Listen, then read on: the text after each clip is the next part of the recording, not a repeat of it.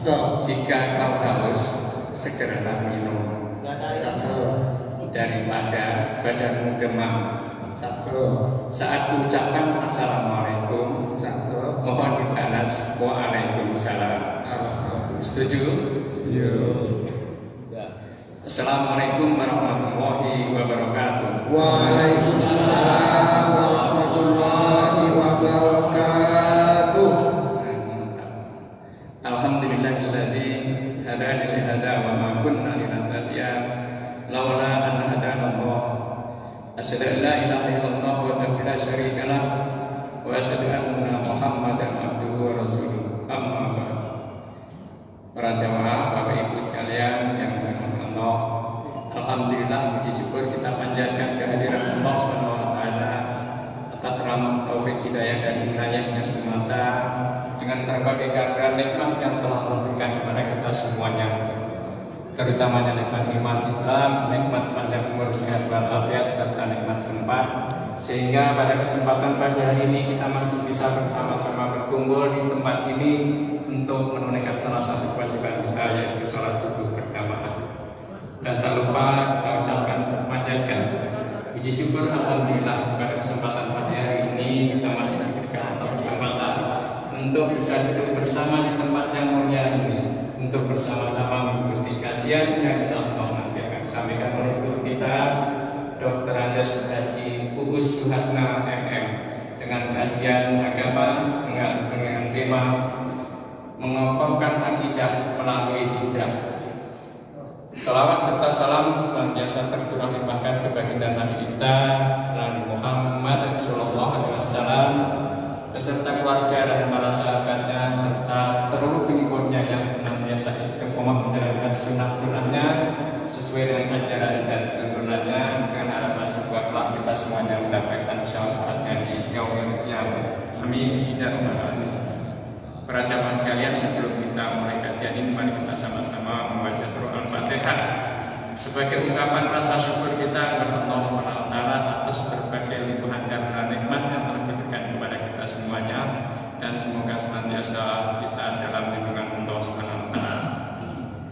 Ala hadihi niati wal iridat wasalaikat ibarakatihul Quran Al-Fatihah. A'udzu billahi minasyaitonir rajim. Bismillahirrahmanirrahim. Alhamdulillahi rabbil alamin. Ar-rahmanir rahim. Maliki yaumiddin. Iyyaka na'budu wa iyyaka nasta'in. Ihdinas siratal mustaqim. Siratal ladzina an'amta 'alaihim ghairil maghdubi 'alaihim waladdallin. Terima kasih. Wassalamualaikum warahmatullahi wabarakatuh. Mohon maaf nanti di penghujung tarik seperti biasa mohon sisakan waktu sedikit, barangkali ada jamaah untuk memberi kesempatan jamaah barangkali ada yang bertanya.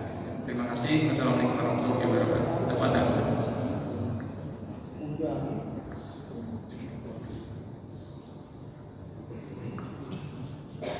Bismillahirrahmanirrahim. Assalamualaikum warahmatullahi wabarakatuh.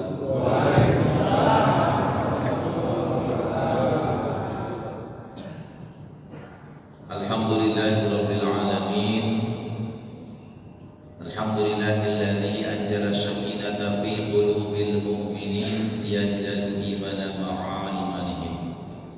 Asyhadu an la ilaha illallahul malikul haqqul mubin wa asyhadu anna Muhammadan abduhu wa rasuluhu shadiqul wa'dil amin. Ya ayyuhalladzina amanu taqullaha haqqa tuqatih wa la tamutunna illa wa antum muslimun. Allahumma shalli ala sayyidina Muhammad wa ala ali sayyidina Muhammad kama shallaita ala sayyidina Ibrahim wa ala ali sayyidina Ibrahim innaka Hamidum Majid. Faqad Allah Ta'ala bil kitabihil karim. A'udzu billahi minasyaitonir rajim. Innal ladzina amanu wal ladzina hajaru wa jahadu fisabilillah ulaika yarjuna rahmatallah wallahu ghafurur rahim. Sadaqallahul adzim. Bapak-bapak, ibu-ibu yang dirahmati Allah, kalau tadi diawali dengan mati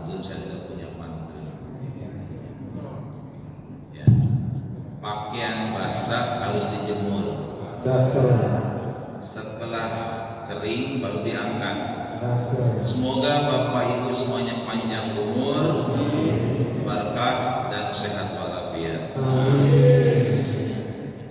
Bapak Ibu sekalian yang dirahmati Allah, tema disampaikan oleh MC kita tadi adalah tentang mengokohkan akidah, meningkatkan ibadah dengan hijrah. Jadi tentunya ada 3 fase ya. Suasana sekarang suasana hijrah, suasana tahun baru diawali dengan Muharram. Kebetulan pada pagi hari ini pas tanggal 7 Muharram, berarti 3 hari yang akan datang disebut dengan hari Asyura ya, atau orang Jawa bilang bulan Suro ya. Suro itu dari bahasa Arab artinya 10. Jadi bukan bulannya, tapi di bulan pertama hari yang ke-10 itu Asyura. Tetapi momentum penting buat umat Islam bukan hanya tanggal 10-nya sebenarnya, tapi justru penanggalan miladiah, penanggalan hijriah itu diawali dengan hijrahnya Rasulullah SAW. Mungkin sedikit saya kupas terlebih dahulu sedikit sejarahnya, nanti baru pada temanya. Jadi kenapa umat Islam 1446 tahun yang lalu tadi sebuah peristiwa penting, peristiwa yang sangat heroik, dimulai dengan hijrahnya Rasulullah bersama para sahabat-sahabat yang lainnya, tercatat kurang lebih 300 orang, meskipun datangnya tidak bersamaan saat itu. Kita ingat Bapak Ibu sekalian bahwa Rasulullah sejak diangkat menjadi Rasul, Muhammad diangkat menjadi Rasul itu pada saat usia 40 tahun. Waktu itu bulan-bulan sudah ditetapkan Bapak Ibu. Sejak Nabi Adam alaihissalam pun bulan-bulan sudah ditetapkan, tapi tahunnya belum ada. Maka ketika Rasul lahir pun kan 12 Rabiul Awal, tahunnya tahun gajah. Jadi belum ada miladiah. Kenapa disebut dengan tahun gajah? Karena bersamaan dengan penyerangan Raja Abraha bersama prajurit-prajurit yang lainnya menggunakan kendaraan gajah untuk menghancurkan Ka'bah. Pas bersamaan dengan itu Allah selamatkan dengan mengutus burung-burung ababil untuk memerangi Raja Abraha dan nanti hancur belum sampai ke Ka'bah. Pas dilahirkan Rasulullah, kira-kira seperti itu. Jadi bulan-bulan itu sudah ada, tapi tahunnya belum ada. Bahkan di dalam beberapa pendapat dalam riwayat Nabi Adam pun lahir 12 Rabiul Awal. Dan banyak kejadian-kejadian penting yang lainnya. Mungkin Bapak Ibu sudah baca-baca, kalau ini pengetahuan gampang sekarang ya, asal rajin baca internet ya kan, asal rajin googling, itu memang pengetahuan sih mudah. Tapi penting buat kita sirah, sejarah, tarikh itu sangat penting. Untuk apa? Karena Allah pergulirkan Bapak Ibu sekalian kejadian-kejadian yang berlangsung sejak Nabi Adam alaihissalam sampai sekarang berulang-ulang kembali. Itu akan terulang dengan jenis yang sama. Teknologi boleh maju, tapi justru pengetahuan sejarah harus kita miliki. 60% dari isi Al-Quran adalah isinya sirah. 60% dari Al-Quran isinya sejarah, kisah-kisah zaman dahulu. Artinya ternyata Al-Quran up to date. Ternyata Al-Quran itu tidak lekat dimakan waktu. Al-Quran tidak luntur, tetap berdiri tegak. Kenapa? Karena inna nahnu nazzalna dzikra wa inna lahu lahafidun. Sesungguhnya aku yang menurunkan Al-Quran kata Allah, dan sesungguhnya aku yang menjaganya. Jadi nggak pernah luntur sampai sekarang. Meskipun kisah-kisah zaman dahulu. Baik Bapak Ibu sekalian, sejarah singkatnya, ketika Rasulullah diutus, lalu kemudian berdakwah, ditandai dengan turunnya Al-Quran, surat Al-Alaq ayat 1 sampai dengan 5, Iqra bismi rabbikal ladzi khalaq, khalaqal insana min 'alaq, Iqra wa rabbukal akram, alladzi 'allama bil qalam, 'allamal insana ma lam ya'lam. 5 ayat turun pada saat Rasulullah sedang berikhtilaf di Gua Hiro di malam hari, gitu kan. Kemudian itu menandakan bahwa Muhammad menjadi Rasul di kala usia 40 tahun. Rasul meninggal di usia berapa? 63. Turunnya Al-Quran mulai 40. Berarti berapa lama menjadi Rasul? 23. Kalau ditanya kapan Rasulullah mulai menghafal Al-Quran, di usia 40 tahun. Turunnya ayat yang terakhir pada saat usia 63. Jadi Rasulullah menghafal Al-Quran setoran ke malaikat Jibril setahun sekali, kecuali tahun terakhir 2 kali pada malaikat Jibril menghafal Al-Quran di usia 40 sampai 63. Jadi tidak ada istilah saya kan sudah tua, sudah 50, gitu kan? Benar nggak? Saya kan sudah usia 60, Rasul pun menghafal Al-Quran usianya 40 sampai 63, bukan anak-anak lagi, gitu ya. Nah, kira-kira begitu. Bapak Ibu sekalian, lalu 13 tahun lamanya Rasulullah itu selama di Mekah berdakwah, menegakkan lidah kalimatillah, mengajak orang-orang untuk beriman kepada Allah, mengokohkan akidah. Jadi belum hijrah itu bagaimana supaya akidahnya kuat. Ayat-ayat yang turun selama 13 tahun di Mekah disebut dengan surat Makkiyah atau ayat-ayat Makkiyah. Meskipun ada yang sepotong turun di Mekah, sepotong di Madinah. Mana yang lebih besar? Kalau lebih banyak turunnya di Madinah disebut Madaniyah. Ayat yang terakhir saja, surat Al-Maidah ayat ketiga, itu turunnya di Mekah pada saat Haji Wada. Setelah itu 2 bulan kemudian Rasul meninggal dunia, tapi disebut ayat Madaniyah. Kenapa? Karena sebagian besar surat Al-Maidah itu turunnya di Madinah. Itu kita perlu dipahami ya. Jadi ada ayat turunnya di Mekah, kenapa disebut ayat Madaniyah? Ayatnya boleh jadi ayat Makkiyah, tetapi disebut surat Madaniyah karena sebagian besar surat-suratnya turun di Madaniyah. Bapak itu bisa bayangkan, kurang lebih 13 tahun lamanya Rasulullah ditandai dengan pada saat tahun ke-11 kenabian, Rasul disebut tahun sedih. Kenapa? Karena ditinggal wafat oleh pamannya bernama Abu Thalib, ditinggal wafat oleh istrinya Khadijah. Setiap orang yang mengganggu dakwahnya Rasulullah itu di-backing oleh pamannya Abu Thalib dan disokong dananya oleh istrinya Khadijah. Sekarang yang menyokong dua-duanya sudah tidak ada, maka perintah hijrah itu turun. Ya. Di antaranya banyak ayat-ayat hijrah, di antaranya yang saya bacakan tadi, innal ladzina amanu wal ladzina hajaru wa jahadu fisabilillah. Wahai sesungguhnya orang-orang yang beriman, orang-orang yang berhijrah dan berjihad di jalan Allah, ulaika yarjuna rahmatallah. Mereka itulah orang-orang yang mengharap kasih sayang Allah. Artinya bahwa tempat di Mekah saat itu belum kondusif untuk menyebarkan Islam, belum kondusif untuk mengajak orang-orang, karena Rasulullah pada saat itu mau dibunuh oleh 50 pemuda yang dikumpulkan oleh pemuka-pemuka Quraisy. Barang siapa yang bisa membunuh Rasulullah, barang siapa yang bisa membunuh Muhammad,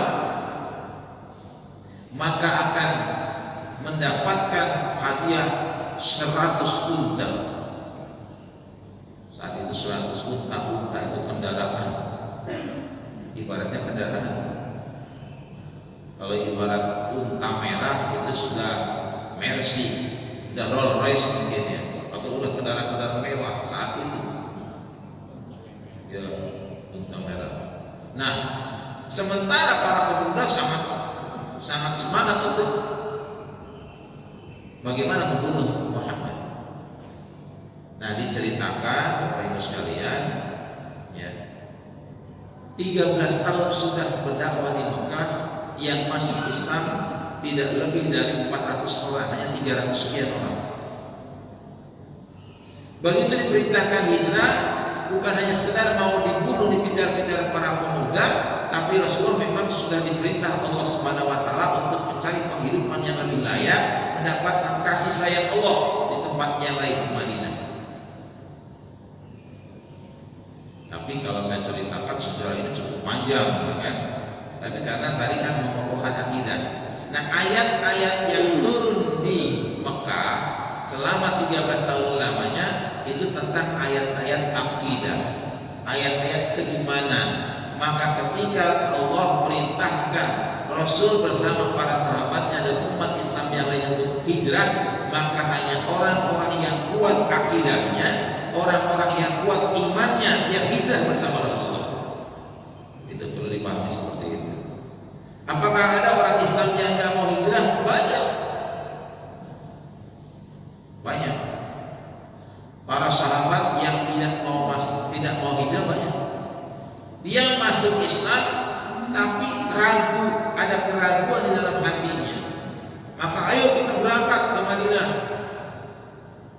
Di woro-woro sama Umar bin Khattab, ayo kita mencari penghidupan yang layak sebagaimana perintah Allah Subhanahu wa taala.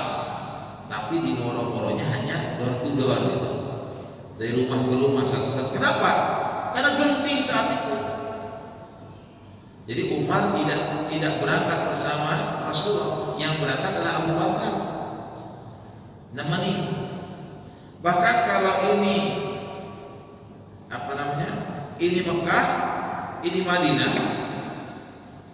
Dari Mekah ke Madinah kurang lebih 450 km, kurang lebih Jakarta Semarang gitu. Rasulullah tidak langsung ke Madinah, tapi Rasulullah ke Gua Sun dulu kan, mundur dulu ke belakang ke selatan, tidak langsung ke utara, karena petunjuk jalannya seorang Nasrani, seorang yang dibayar oleh Rasulullah bernama Abdullah bin Uraiqid, ya, supaya petunjuk jalannya jelas, tidak langsung ke sini. Jalan utama saat itu sudah ada Bapak Ibu, karena jalan lalu lintas perdagangan, jalan para kabilah-kabilah dagang. Bahkan itu jalannya Rasulullah kalau dia berdagang. Jadi orang yang pergi ke Syam, orang yang pergi ke daerah barat juga melewati Madinah terlebih dahulu. Jadi jalur strategis.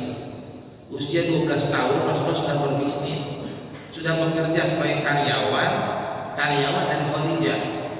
Bersama Abu Thalib membawa barang dagangannya ke Madinah. Itu ada jalur khusus yang sekarang jadi jalur tol itu Bapak Ibu sekalian.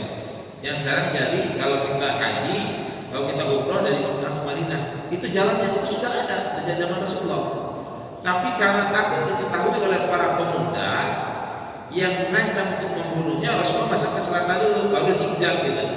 Nah, baru sampai, makanya lama, perjalanannya lama.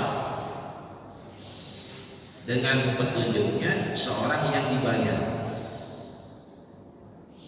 Nah, kembali ke tadi, Bapak Ibu sekalian, orang-orang yang hijrah bersama Rasulullah adalah orang-orang yang kuat akidahnya. Siap, meskipun istrinya tidak mau diajak hijrah, tetap aku akan hijrah. Meskipun anak-anak tidak mau hijrah, saya akan hijrah bersama Rasulullah karena Allah Subhanahu wa taala. Nah, akidah sudah dimulai. Ayat-ayat yang turun adalah ayat-ayat akidah, ayat-ayat pendek, mayoritas pendek, meskipun ada ayat-ayat panjang. Ayat tentang keimanan, semua ayat tentang keimanan. Jadi sudah pokok. kalau akidahnya kuat, imannya kuat, soal ibadah itu soal mengikuti Rasulullah. Banyak di antara terjadi khilafiyah, ikhtilaf di dalam ibadah, itu wajar. Tapi kalau akidahnya kuat, tidak membicarakan itu. Semua mau masuk surga, semua beribadah kepada Allah, semua ada dasarnya, semua ada dalilnya, kira-kira seperti itu. Tidak perlu mempertentangkan itu, karena di zaman Rasulullah pun sudah ada ikhtilaf. Ketika Rasulullah memberikan pemahaman kepada umatnya tentang sholat, kan sholu kama ra'aitumuni usolli. Sholatlah kamu sebagaimana engkau melihat aku sholat. Yang namanya penglihatan seseorang bisa berbeda gerakan Rasulullah. Ada yang lihatnya dari belakang, ada yang lihatnya dari depan, ada yang dari kiri, ada yang kanan. Tentunya akan ada sedikit perbedaan. Ketika Rasulullah sholat sunnah sendirian, ketika Rasulullah sholat berjamaah, ketika sholat dengan Aisyah di rumah, dia mulai dengan Ibnu Abbas dan seterusnya, tidak ada perbedaan-perbedaan. Sehingga riwayat-riwayat hadis yang diriwayatkan oleh Aisyah, yang diriwayatkan Abu Hurairah, yang diriwayatkan Ibnu Abbas, tidak ada sedikit perbedaan. Mana yang lebih sahih, mana yang lebih kuat? Mungkin itu yang dipertentangkan. Tapi kalau akidahnya kuat, keimanannya kuat, yang jelas ini jatuhnya sanadnya dari Rasulullah SAW.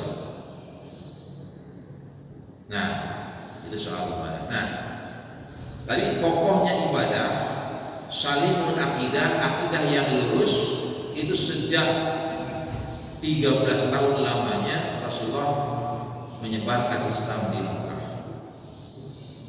Ketika sampai di Madinah, betul banyak di antara mereka ditanya Rasulullah, kemana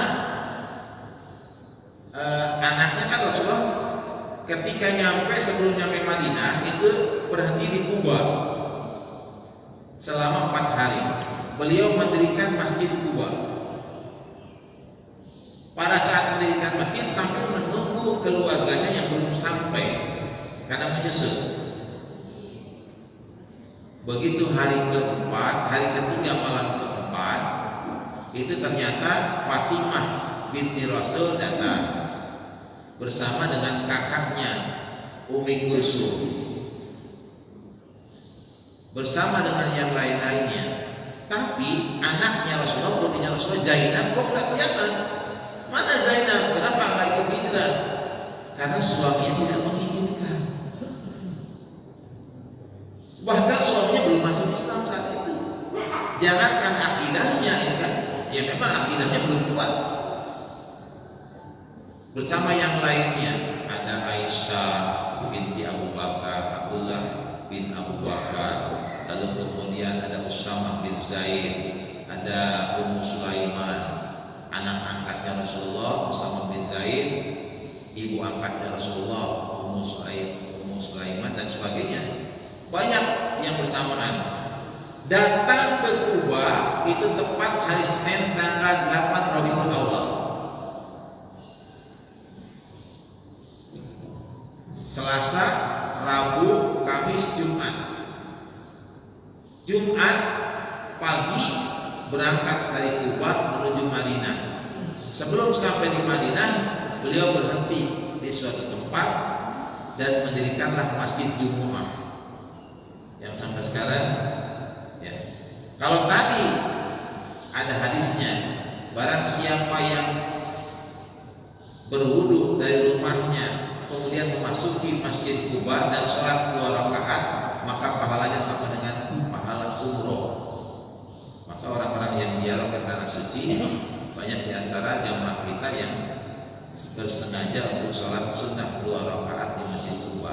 Begitu belum sampai di Madinah, mendirikan Masjid Jumu'ah. Hari itu hari Jumat, tepat tanggal 12 Rabiul Awal. Pada saat itulah sholat Jumat pertama ditunaikan bersama para sahabat yang lainnya, yang jumlahnya kurang lebih 100 orang jamaah laki-laki. Kalau total jumlahnya yang hijrah bersama Rasul kurang lebih 300, ternyata yang banyak hijrah banyak perempuan. Betul ya? Karena yang ikut sholat Jumat ternyata hanya 100 orang. Itu kira-kira seperti itu. Baik. Nah baru ya mengokohkan akidah. Akidahnya semakin kuat. Kenapa semakin kuat? Karena ketika masuk ke Madinah perbekalan sudah tidak ada, pekerjaan tidak punya, ada yang meninggalkan istri, istri pun tidak punya, anak-anak ditinggalkan, anak pun tidak punya. Mata pencaharian nggak ada, uang nggak ada, pekerjaan nggak ada, keluarga yang lain tidak ada. Bagaimana tidak kokohnya kita? Bisa kita bayangkan, datang ke Jakarta, datang ke Bekasi, saudara aja nggak punya. Cuma mungkin mereka datang dari Madinah banyak bawa keahlian. Orang-orang Madinah di Madinah itu subur, banyak wadi, banyak oase, banyak air, tidak seperti di Mekah. Yang kalau bercocok tanah memungkinkan untuk jadi bisa bercocok tanah. Di Mekah pasarannya agak kondusif, tapi di Madinah mulai kondusif. Hanya terjadi peperangan antara penduduk asli Madinah, yaitu kabilah Aus atau Bani Aus dan Bani Khazraj. Jadi ada dua penduduk Madinah, itu dua golongan, Aus dan Khazraj, yang senantiasa berperang terus, ya, senantiasa tawuran, dikit-dikit perang, dikit-dikit perang. Pada saat itu, sebelum Rasulullah sampai di Madinah, itu sudah terjadi perdamaian antara Aus dan Khazraj, supaya tidak mengulangi lagi peperangan. Yang ibarat peribahasa, menang jadi abu, kalah jadi arang. Dulu kan kita ya, nggak tahu anak-anak kita sekarang masih sudah tahu, sudah diajarkan atau tidak. Dulu zaman kita sekolah kan, bahwa berantem itu memang jelek dua-duanya, berantem itu adalah salah dua-duanya. Menang jadi abu, kalah jadi arang. Mana yang pilih? Mau abu, mana arang? Sama-sama berguna sih berguna, tapi harganya ya tuh. Abu zaman dulu untuk nyuci piring, jadi sekarang nyuci piring nggak pakai abu lagi. Ya. Sudah banyak merek-merek tertentu, itu nggak usah disebutkan mereknya, ibu-ibu yang paling tahu. Jadi arang pun banyaknya di pasaran pada saat Idul Adha itu kan. Di luar itu kurang laku juga gitu kan. Artinya berantem itu jelek, yang menang jelek, yang kalah juga jelek. Berdamailah antara Aus dan Khazraj. Berdamai perlu ditunjuk seorang pimpinan yang bisa mempersatukan dua suku keduanya, antara Aus dan Khazraj. Maka cerita punya cerita, ibarat pemilihan di Madinah itu, kayaknya yang tepat itu adalah Abdullah bin Ubay bin Salul, itu untuk menjadi seorang tokoh yang akan memimpin orang-orang Madinah saat itu. Belum juga ditunjuk, Rasulullah datang. Rasulullah datang menyebarkan keislamannya. Lalu kemudian dikumpulkan oleh Rasulullah, ya ayuhan nas, afsus salam, wa aqimu ta'am, wa silul arham, wa salatu lail wa nasunya, tadkhulul jannata bisalam. Wahai manusia, afsus salam, sebarkanlah salam perdamaian. Cocok nggak kira-kira? Cocok. Orang-orang yang sedang berkelahi tidak berkelahi lagi, damai, damai, damai. Salam, salam, salam, sejahtera, sejahtera. Kira-kira begitu. Konsep Rasulullah ketika masuk, yang notabene paganisme, banyak orang-orang nyembah berhala, yang pada saat itu juga banyak Nasrani, banyak Yahudi. Tapi dengan konsepnya afsus salam, belum assalamualaikum, pokoknya salam, sesama muslim assalamualaikum, sama yang itu salam, salam, salam, salam perdamaian, afsus salam. Wa aqimu ta'am, berbagilah kalian makanan. Ya. Berbagi makanan, siapapun yang dibagi makanan kan senang. Ya. Jangankan makanan, hanya souvenir saja, souvenir nih. Ya, mohon maaf, ada ibu-ibu di tempat saya itu, gara-gara souvenirnya kehabisan, gak dapat tuh gantungan kunci, marah-marah. Ya, ibu, kadang-kadang ketika Tuhan puji bisa marah-marah. Di TV undangan, ya saya nggak sempet. Nanti tolong nitip amplopnya, nggak tahu isinya berapa. Nanti masukin, ditulis tadi buku tamunya ada sekian. Si panitia lupa nggak kasih souvenirnya, hanya satu. Nyampe rumah, mana buktinya bahwa itu amplop sudah dimasukin ke kotak? Ternyata buktinya sudah souvenir. Ibu marah. Ya udah punya saya aja, ayo dikorbankan. Gara-gara souvenir yang nilainya hanya 2.000 perak, gitu kan? 2.000 rupiah. Mungkin ya kan. Artinya Bapak Ibu sekalian, konsep Islam cocok wa'atimu ta'am, berbagilah makanan kepada siapa yang membutuhkan. Itu konsep Rasulullah. Jadi untuk masuk Bapak Ibu kan begitu. Ada calon anggota legislatif datang, pokoknya kenyang deh, kasih makan dong, betul nggak? Kasih ngopi, kasih rokok, ya kan?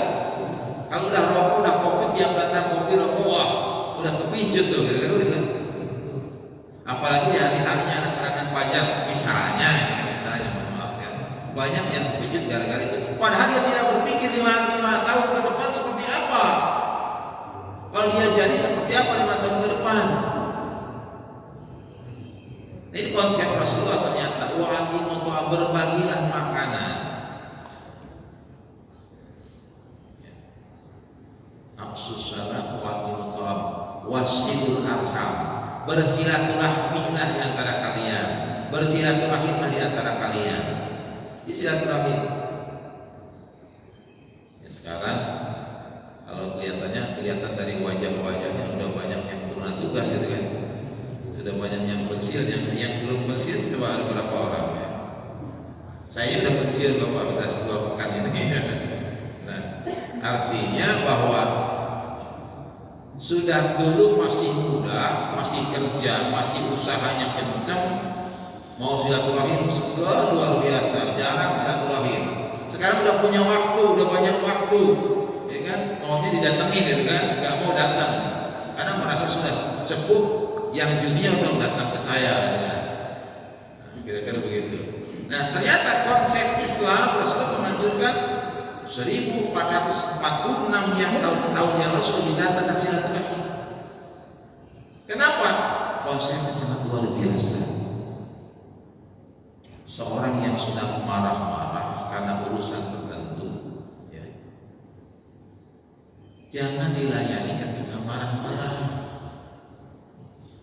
Kalau mau diselesaikan persoalannya, islah itu nunggu dulu reda. Kapan? Oh, 2, 3, 4, sudah 1 pekan ini udah ini datang ke rumahnya. Apalagi kalau datang ke rumahnya, datang parcel, bawa parcel buah gitu kan, bawa apel 1 kilo gitu kan, bawa anggur 1 kilo. Wah, seneng banget tuh. Yang tadi marah-marah, yang 1 pekan tadi marah-marah, oh bagaimana kamu marah? Kesenangan dulu gitu kan, karena lihat tentengannya dulu gitu. Artinya apa? Wa'atimu ta'am, berbagi makanan, bersilaturahim dengan. Ini konsep Islam. Ya. Antar partai saja, antar partai nggak melihat ya partai setan atau partai Allah itu kan. Hizbullah atau Hizbul Syaitan nggak tahu. Kan mereka bisa berdamai. Betul nggak? Apalagi yang masing-masing datang ke kantornya, bawa tentengan dan sebagainya. Bicaranya, wah, begitu di media massa, di wawancara bagaimana lancar-lancar saja. Tapi yang dibawa pengikutnya nggak ngerti apa-apa, gontok-gontokan, musuh-musuh dan sebagainya. Nah, konsep silaturahim ini untuk meredakan hati seseorang perlu silaturahim. Ya, masa sih sudah 1 pekan masih marah-marah, tentunya masih, tapi tensinya sudah turun. Dengan silaturahim, oh iya ternyata menyesali perbuatannya. Kenapa pekan yang lalu saya marah-marah? Ternyata yang datang itu orangnya baik gitu kan, orang yang lemah lembut gitu kan, bawa buah lagi gitu kan, misalnya gitu kan. Nah, ternyata ini konsep Islam. Afsus salam wa'atimu ta'am wasilul arham. Baru yang keempat, wassalatul lailu wa nasuniyah, dan sholatlah kamu di malam hari ketika orang-orang lain sedang tidur. Sebelum Isra Mi'raj itu ketika tahun ke-11 kenabian Bapak Ibu. 2 tahun sebelum Rasul hijrah ke Madinah turun, Rasulullah dihibur untuk Isra Mi'raj, mendapatkan perintah sholat 5 waktu. Artinya kalau tadi kan mengokohkan akidah, oke, sudah. Yang kedua, meningkatkan ibadah. Ibadah yang pertama ternyata sholat itu sudah dibawa dari Mekah, sudah ada perintahnya. Tapi penguatan ruhiyah tidak cukup dengan sholat 5 waktu. Maka Rasul perintahkan as-sholatu lailu wa nasuniyah. Sholat tahajud itu dicontohkan oleh Rasulullah sebelum sholat 5 waktu itu turun. Jadi begitu diangkat menjadi Rasul itu sudah sholat, belum ada sholat 5 waktu. Selama Muhammad diangkat menjadi Rasul 11 tahun itu belum ada sholat wajib 5 waktu, belum ada. Apakah sholat? Sholat. Waktu Isra Mi'raj kan sholat di Masjidil Haram, sholat 2 rakaat, di Masjidil Aqsa sholat 2 rakaat, terus kemanapun sholat. Tapi waktunya belum ditentukan. Tapi begitu ke Madinah sudah pasti 5 waktu lah wajib. Tetapi perintah yang pertama sunnah muakkadah sholat qiyamul lail yang 2 rakaat itu dikerjakan, dibukukan kembali, ditingkatkan kembali di Madinah. Sholat. Nah, dalam hadisnya khutbah pertama Rasul terakhir tadkhulul jannata bisalam. Jadi barang siapa yang menyebarkan salam perdamaian, barang siapa yang berbagi makanan, barang siapa yang gemar silaturahim, barang siapa yang gemar sholat malam, tadkhulul jannata bisalam. Silahkan masuk surga dengan selamat. Ini salah satu konsep. Ya, jadi disempatkan. Kalau tidak setiap malam, ya sempatkan sekali lah 2 rakaat, 4 rakaat. Seperti sholat tarawih. Kalau mau dilengkapi ya sampai beberapa rakaat menjelang subuh. 3 waktu malam dibagi, afdalnya sepertiga malam pertama mulai isya sampai jam 12 malam. Afdal yang kedua adalah antara jam 12 malam sampai jam 3 pagi, dan yang paling afdal adalah jam 3 sampai menjelang subuh. Kira-kira seperti itu waktunya.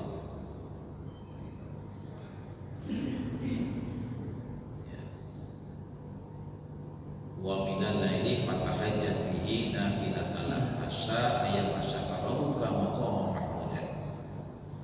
Dan di antara sepertiga malam salat tahajud sebagai ibadah tambahan bagimu. Mudah-mudahan Allah mengangkatmu ke tempat yang terpuji. Terpuji berarti artinya yang paling dihormati, paling terhormat.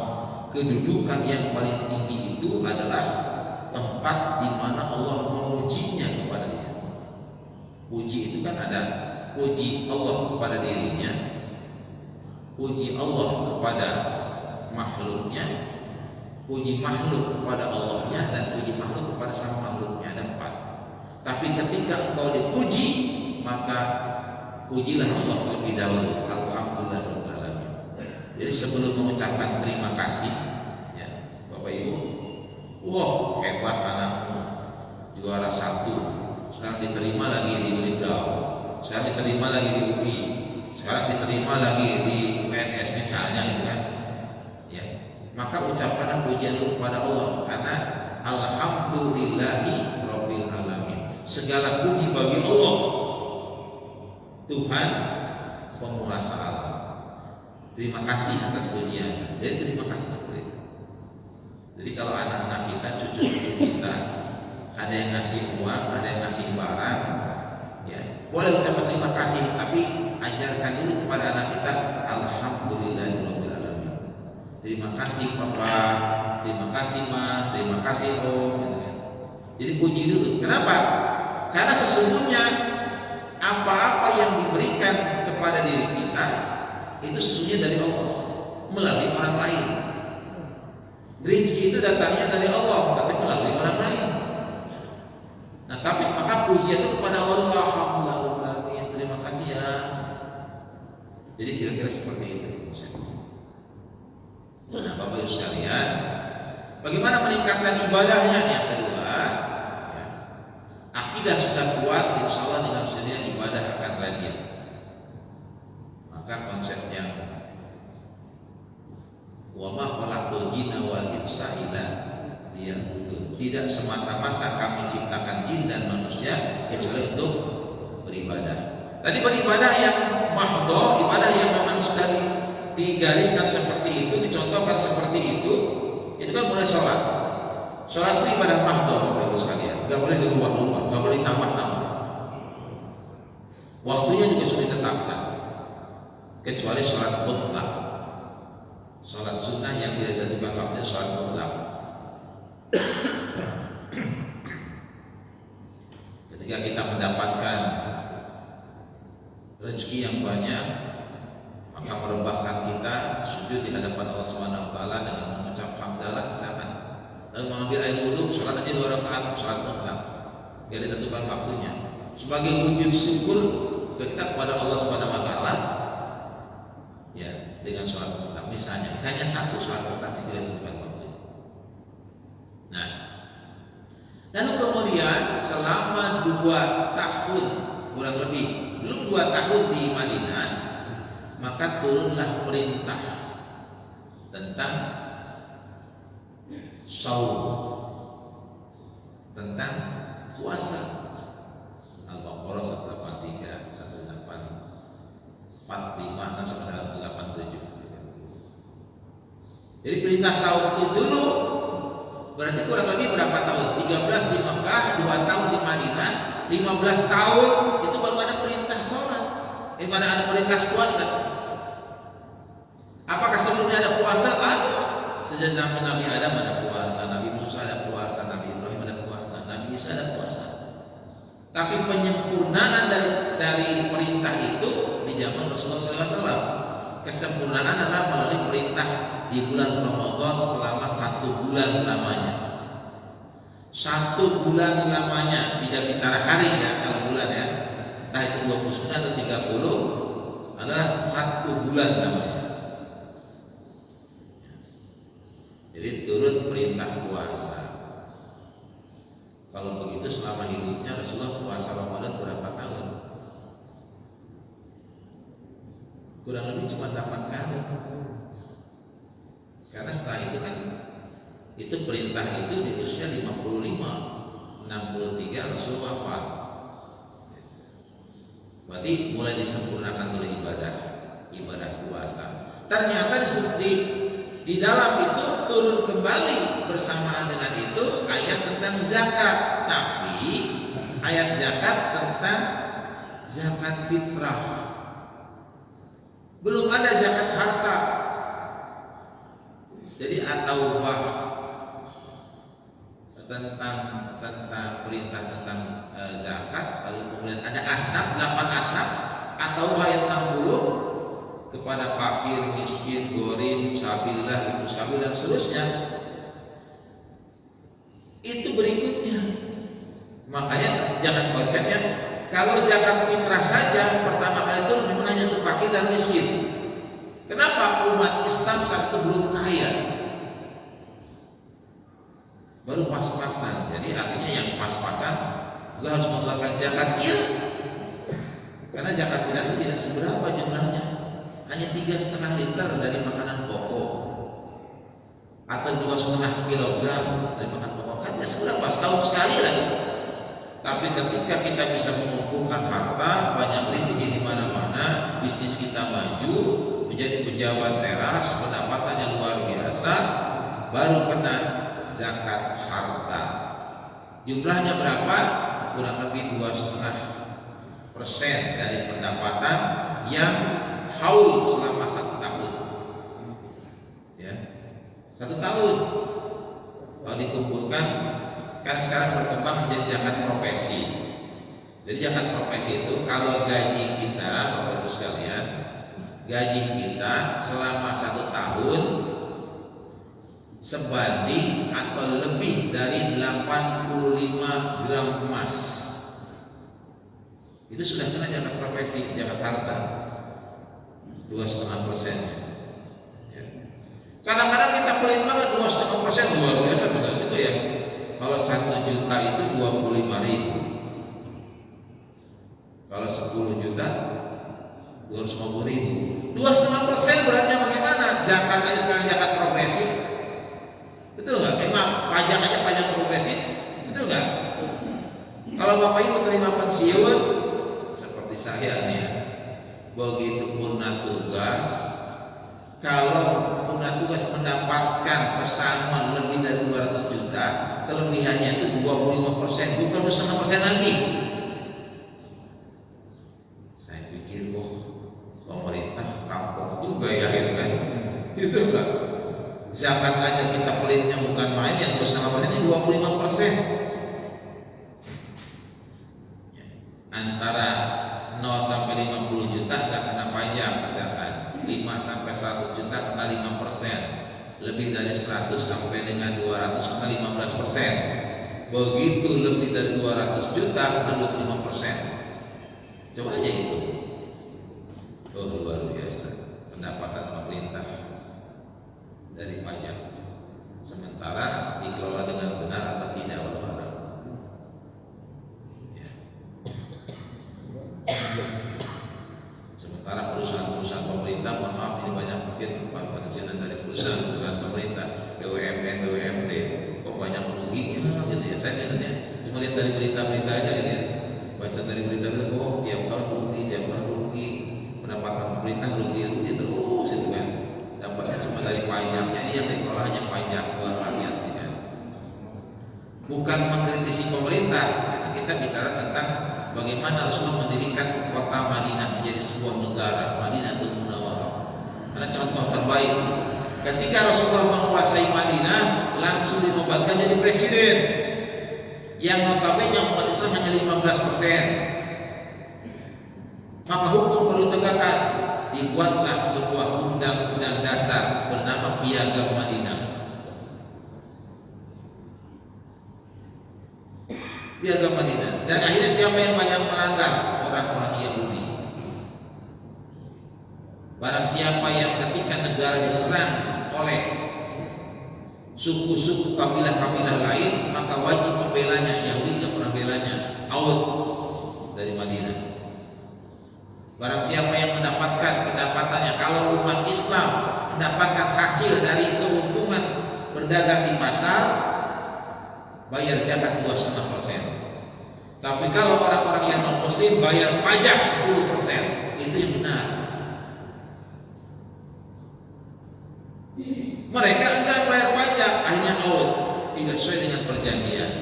Maka sampai dengan hari ini kota Madinah menjadi kota suci yang dihuni hanya oleh orang-orang muslim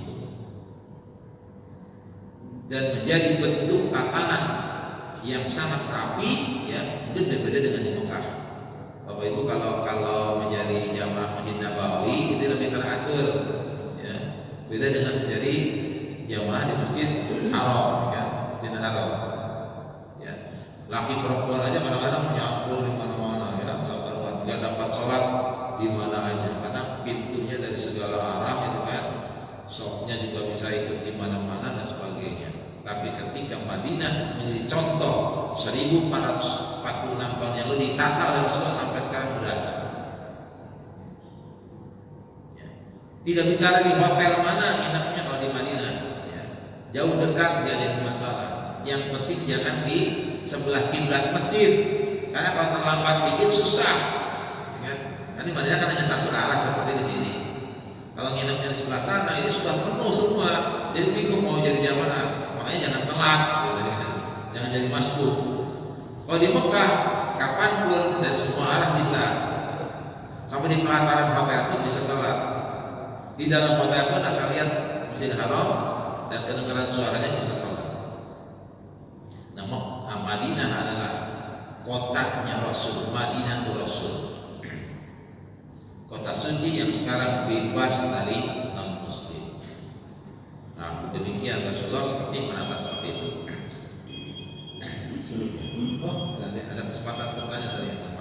Baik, terakhir. Jadi perintah zakat sudah, zakat fitrah, zakat mal, baru tahun terakhir Bapak Ibu perintah haji. Itu turunnya tahun ke-7 Hijriah. Tahun ke-7 Hijriah, artinya tahun ke-7 setelah Nabi hijrah. Wafatnya Rasul tahun ke-10 Hijriah.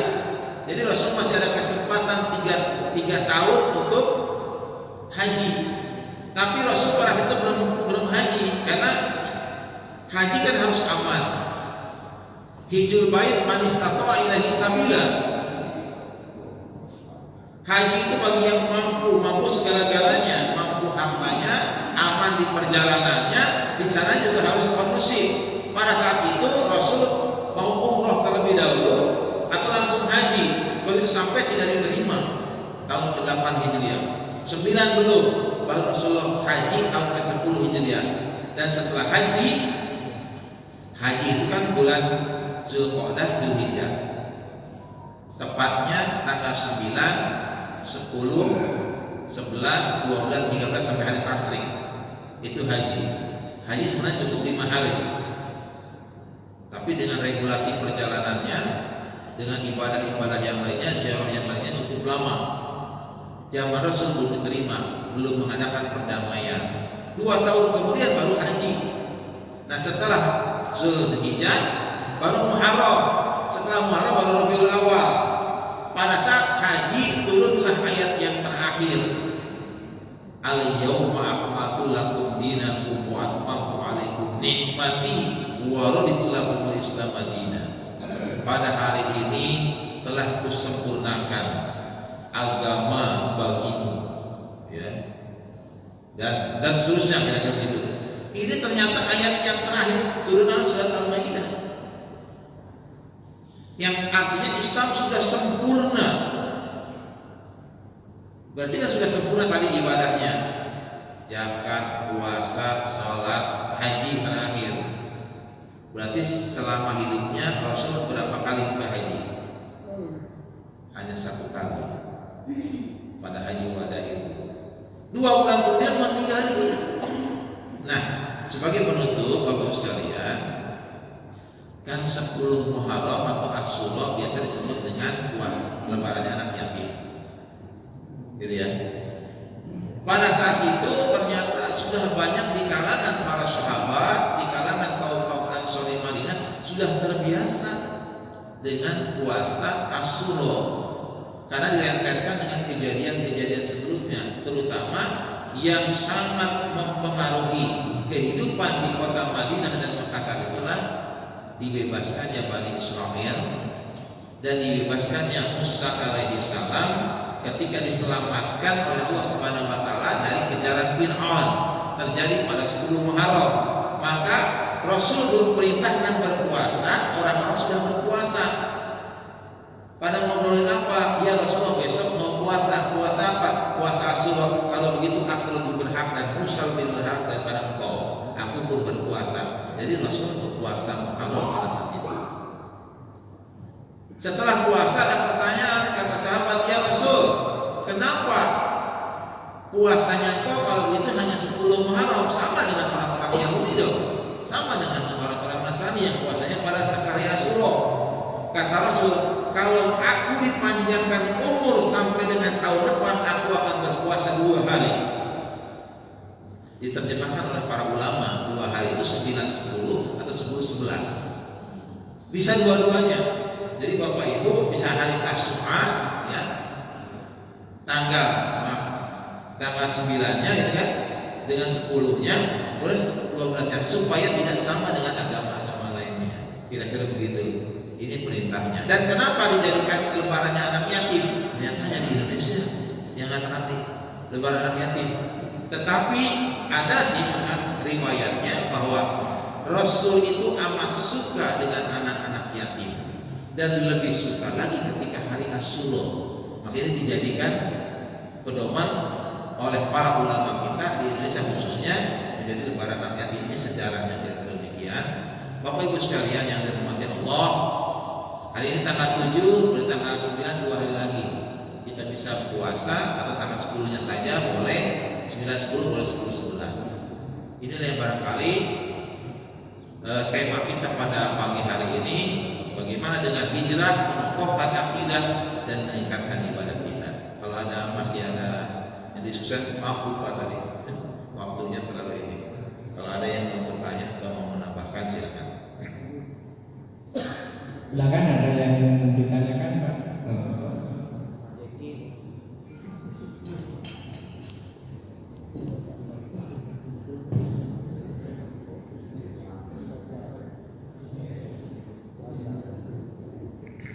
Assalamualaikum warahmatullahi wabarakatuh, Ustaz. Ini pertanyaan sesuai tema. Agama Islam melarang kita bekerjasama dalam hal akidah dan ibadah, tetapi dibolehkan kita bekerjasama dalam hal muamalah. Pertanyaan Ustaz, bagaimana hubungan akidah dengan aspek ajaran Islam yang lain, yaitu ibadah, akhlak, dan muamalah? Demikian. Terima kasih. Assalamualaikum warahmatullahi wabarakatuh. Baik, benar apa yang disampaikan Bapak tadi, ya. Kalau sudah aspeknya akidah merusak keimanan kita kepada Allah, maka itu tidak boleh bekerja sama dengan yang non-muslim untuk urusan akidah, tidak boleh. Di dalam surat Al-Fatihah, coba itu diawali dengan akidah. Paling tidak ada 4 sifat Allah Subhanahu wa taala yang meneguhkan kita, dari mulai dari alhamdulillahi rabbil alamin, rabbil alamin, Rob semesta alam, Rob penguasa alam, Rob pendidik alam, Rob yang memelihara alam. Itu hanya satu, gak boleh tergoyahkan. Tidak hanya dengan dijelaskan dalam surat Al-Maidah, misalkan ayat 53 tentang Trinitas itu ada, tidak tergoyahkan. Satu, Allah punya sifat Ar-Rahman, memberikan kasih sayang kepada seluruh makhluknya termasuk mukmin dan muslim di dunia. Allah memberikan kasih sayang Ar-Rahim hanya kepada mukmin, tapi nanti di akhirat, tidak sekarang.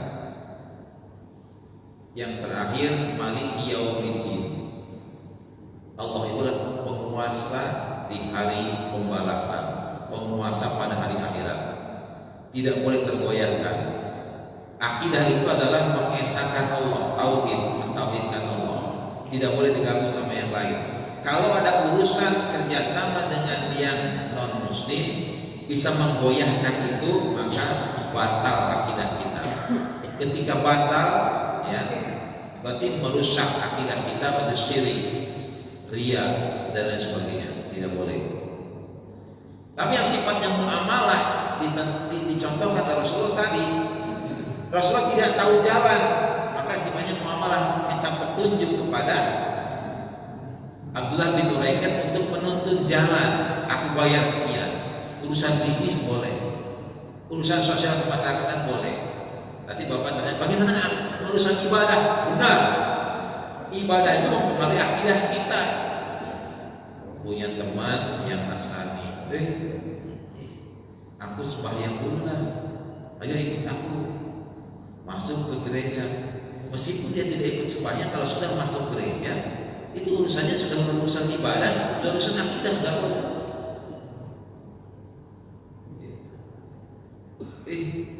Bagaimana mengucapkan selamat, gitu kan? Selamat itu bagian daripada akidah mereka.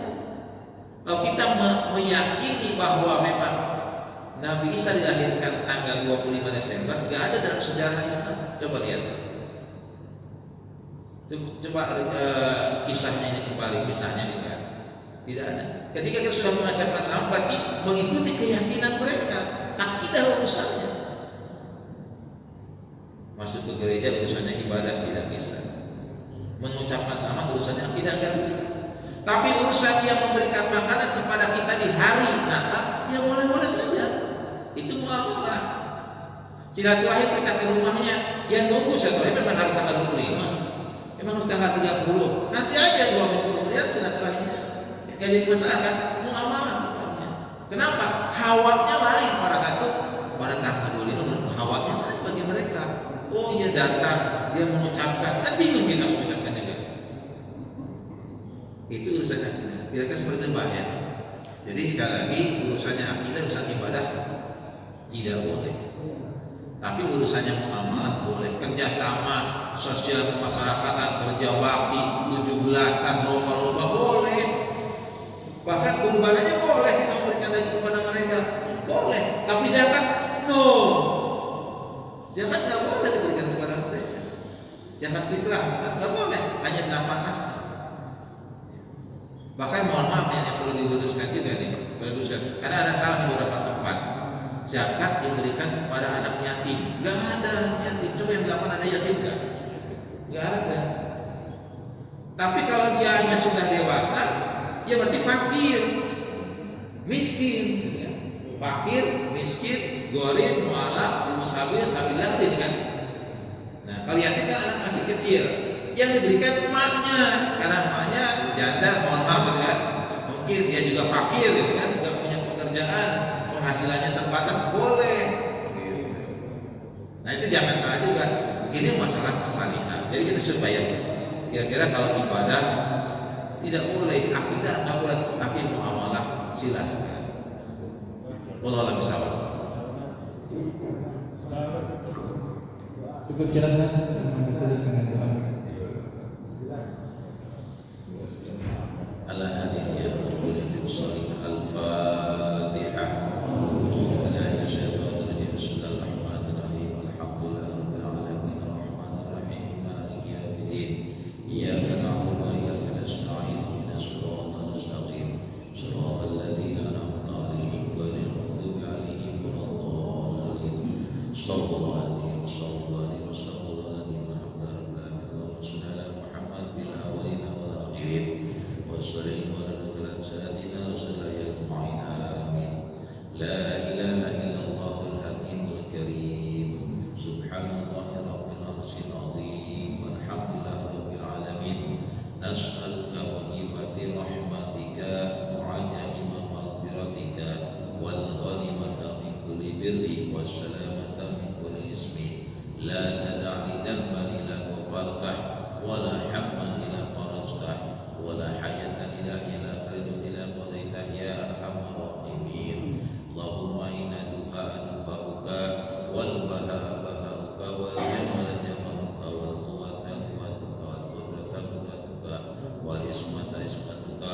اللهم إن كان رزقي في السماء فأجره وإن كان في الأرض فأعرضه وإن كان معسرا فيسره وإن كان حراما فطهره وإن كان قريبا فقربه بحق دعائك ووهبك وجمالك وقوتك وقدرتك وآتيت عبادك الصالحين. ربنا هب لنا من أزواجنا وذرياتنا قرة أعين واجعلنا للمتقين إماما. اللهم إنا نعوذ بك من أن نشرك بك شيئا نعلمه ونستغفرك لما لا نعلمه. ربنا اغفر لي ولوالدي وارحمهم كما ربونا صغارا. ربنا آتنا في الدنيا حسنة وفي الآخرة حسنة وقنا عذاب النار والحمد لله رب العالمين. Terima kasih.